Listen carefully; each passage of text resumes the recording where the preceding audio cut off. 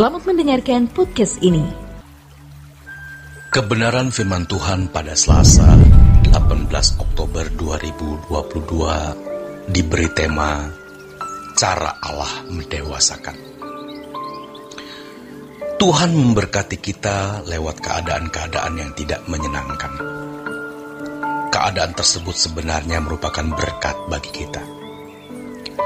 Jadi sejatinya kita harus berkata, aku tidak mengerti Tuhan, tetapi aku percaya. Maka kita harus memiliki cara pandang yang berbeda dengan anak dunia. Perspektif kita harus berbeda dengan anak dunia. Ingat, Tuhan tidak pernah memberi yang tidak terbaik. Berarti Tuhan selalu memberi yang terbaik. Jadi, keadaan yang kita alami, yang menurut kita tidak baik, ternyata baik. Kita harus melihat kehidupan ini dari sudut pandang kekekalan. Kalau kita tidak memandangnya dari sudut pandang kekekalan, maka kita tidak akan pernah bisa berjalan dengan Tuhan. Tuhan itu core bisnisnya atau urusan utamanya adalah mau menyelamatkan hidup kekal kita. Maka jangan terpaku pada masalah fana yang di depan mata. Tuhan mau menolong kita dari persoalan sakit penyakit, ekonomi, persoalan rumah tangga, dan masalah-masalah lainnya. Namun apalah artinya mendapat jalan keluar dari masalah-masalah fana, tetapi terhilang di kekekalan? Maka, cara pandang kita harus cara pandang kekekalan. Segala sesuatu harus dikaitkan dengan kekekalan. Sebab kita adalah makhluk kekal yang memiliki keberadaan kekal. Tubuh kita bisa binasa atau mati, tetapi jiwa dan roh kita itu kekal, yang akan mendapatkan tubuh baru di kekekalan nanti. Cara pandang yang benar adalah hidup yang sesungguhnya itu di kekekalan. Sekarang ini hanya persiapan untuk kekekalan. Kalau berpikir dengan cara yang benar, masalah apapun yang kita hadapi harus dikaitkan dengan proses pembentukan Tuhan, yaitu pendewasaan. Kita menjadi lebih kokoh dan lebih kuat menghadapi setiap keadaan dan kejadian yang terjadi. Inilah rahasianya. Kita harus memiliki sudut pandang yang benar. Dari apa yang kita dengar dan lihat, ada suara Tuhan, nasihat Tuhan, mentoring Tuhan. Apalagi dari kejadian-kejadian yang dialami, pembentukan Allah dalam hidup kita sungguh nyata. Kalau dari aspek kesenangan hidup, kita bisa lupa diri ketika menerima banyak berkat jasmani, naik pangkat, gaji yang lebih besar, sukses dalam karir atau bisnis. Hal-hal tersebut dapat dengan mudah membuat kita lupa, sehingga kita tenggelam di dalam banyak kesenangan. Padahal, kejadian itu bisa mengandung dan pasti memiliki pelajaran rohani. Jadi, kalau penderitaan bisa menjadi sarana Allah mengubah kehidupan rohani, hal yang bukan penderitaan juga semestinya bisa menjadi cara Allah mengubah kita.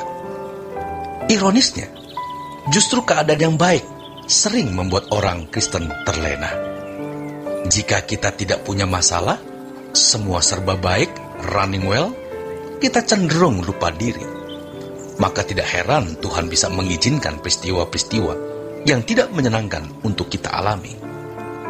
Ingatlah saudaraku, ketika kita dihujani dengan berkat jasmani, tidak ada masalah fisik, sehat, semua serba lancar, kita tetap mencari Tuhan, bahkan lebih giat dalam mencari Tuhan.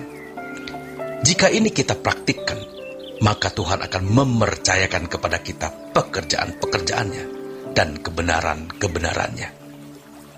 Harus dipahami bahwa pencobaan itu bukan pada waktu kita dihina saja.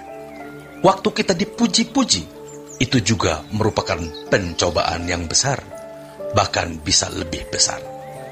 Pencobaan itu bukan hanya pada waktu kita dikhianati, tetapi pada waktu kita tidak dikhianati orang, keadaan kita serba baik, itu pun keadaan yang membahayakan.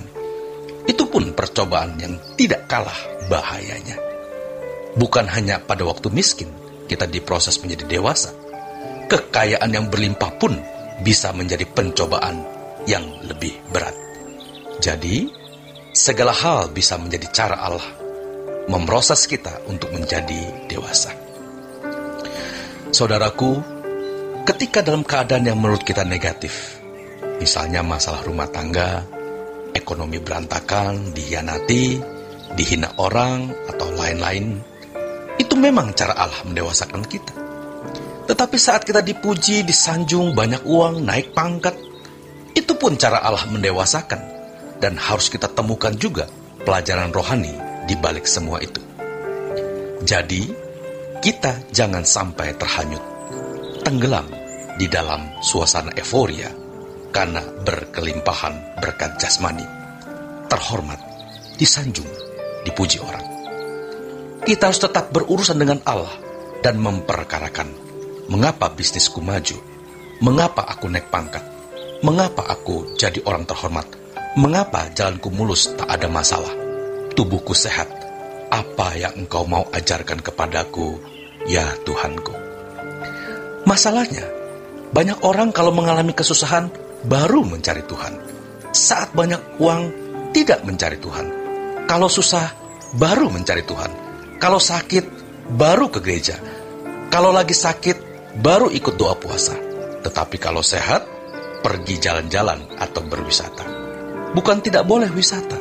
Wisata boleh, tetapi jangan mengorbankan kesempatan atau waktu untuk mencari Tuhan dengan berwisata. Setiap kesempatan, baik itu menyenangkan atau tidak, sehat atau sakit, berlimpah atau kekurangan, semua itu merupakan cara Allah untuk mendewasakan kita. Selamat berjuang, saudaraku. Tuhan Yesus memberkati.